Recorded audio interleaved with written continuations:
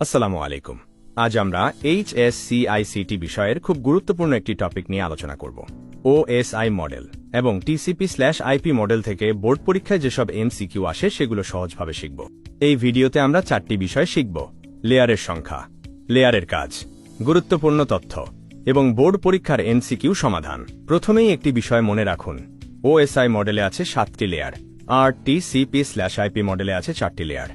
এই তথ্য থেকে প্রায়ই প্রশ্ন আসে। OSI মডেলে মোট 7টি লেয়ার আছে।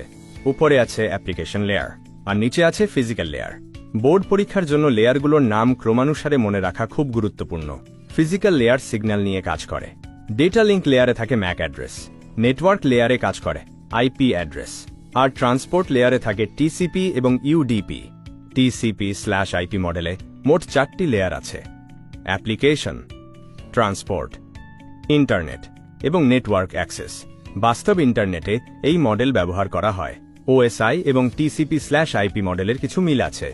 OSI মডেলের নেটওয়ার্ক লেয়ার TCP/IP মডেলের ইন্টারনেট লেয়ারের সমান, আর ফিজিক্যাল এবং ডেটা লিঙ্ক লেয়ার মিলে তৈরি হয়েছে নেটওয়ার্ক অ্যাক্সেস লেয়ার। এই তথ্যগুলো খুব গুরুত্বপূর্ণ। IP অ্যাড্রেস কাজ করে নেটওয়ার্ক লেয়ারে, ম্যাক অ্যাড্রেস কাজ করে ডেটা লিঙ্ক লেয়ারে, TCP কাজ করে ট্রান্সপোর্ট লেয়ারে। সঠিক উত্তর হল খ, নেটওয়ার্ক লেয়ার, কারণ OSI মডেলের তৃতীয় লেয়ার হল নেটওয়ার্ক লেয়ার। সঠিক উত্তর হল খ। 4টি TCP/IP মডেলে মোট 4টি লেয়ার রয়েছে। সঠিক উত্তর হল গ, network layer. IP address network লেয়ারে কাজ করে। শিক্ষার্থীরা প্রায় কিছু ভুল করে। ম্যাক অ্যাড্রেসকে নেটওয়ার্ক লেয়ারের সঙ্গে মিলিয়ে ফেলে, আবার IP অ্যাড্রেসকে ডেটা লিঙ্ক লেয়ারে ধরে। এই ভুলগুলো এড়িয়ে চলুন শেষবারের মতো ঝালিয়ে নিই। OSI মডেলে 7টি লেয়ার, TCP/IP মডেলে 4টি লেয়ার।